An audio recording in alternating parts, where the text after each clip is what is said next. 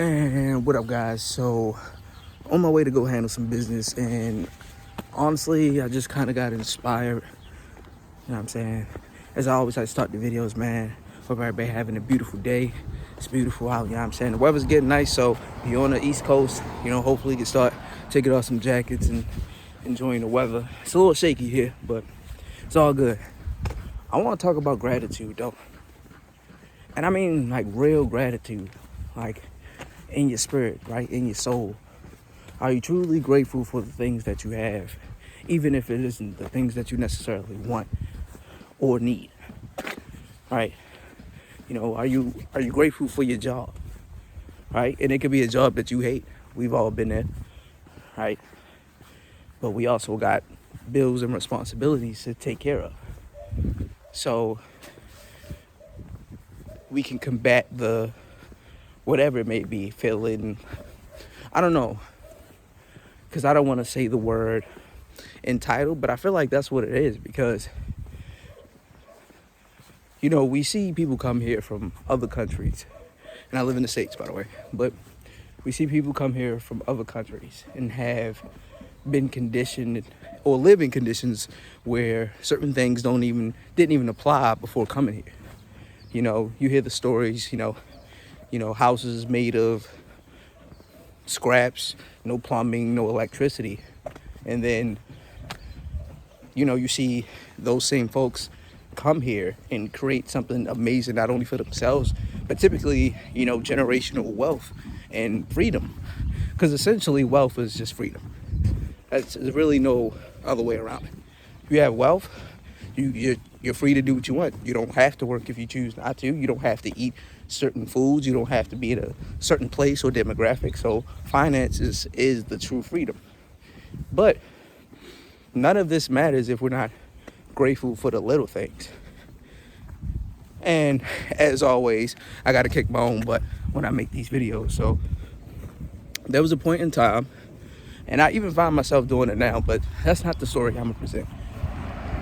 I used to work at this company called Kohl's, right?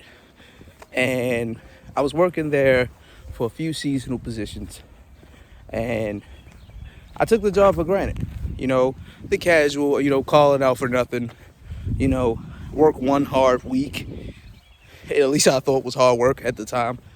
And feel like I deserve a 4-day vacation after this, even though rent's due, bills, food, yada, yada, yada. So when I kept calling out of work, when I kept showing up late, they eventually let me go. But I got rehired the next year as a temp worker.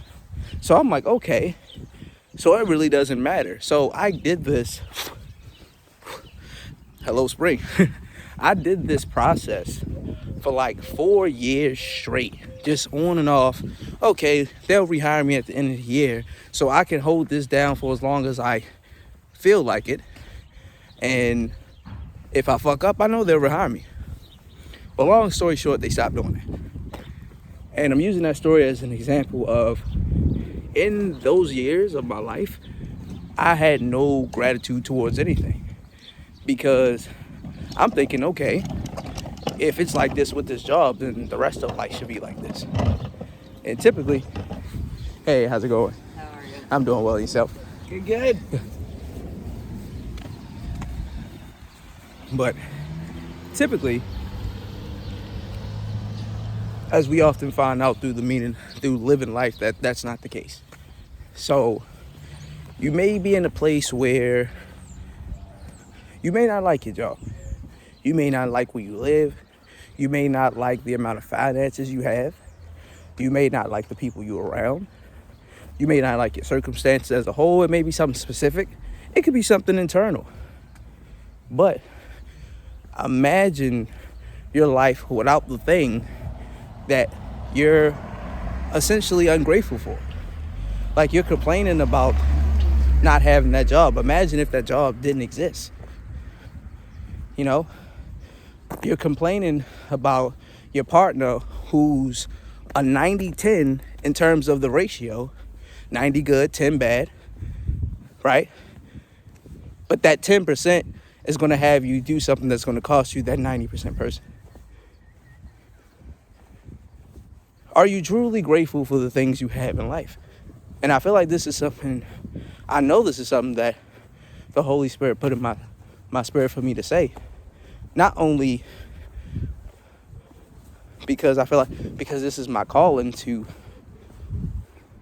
experience and then teach. I don't consider myself a preacher or anything of the sort. Hell, I really don't even consider myself a life coach. But I know what I'm saying to be true through experience. And if I can help somebody avoid some experiences that was detrimental in my life, then that's all that really matters to me. So ask yourself this. Even though you might not like a thing, person, place, or circumstance, how would it greatly affect your life if it didn't exist? And would you still have the same outlook? All right, guys. It's your boy Aussie. Make sure you subscribe, hit that like button, tap that bell, man. I'm dropping some heat. God bless. I'm out.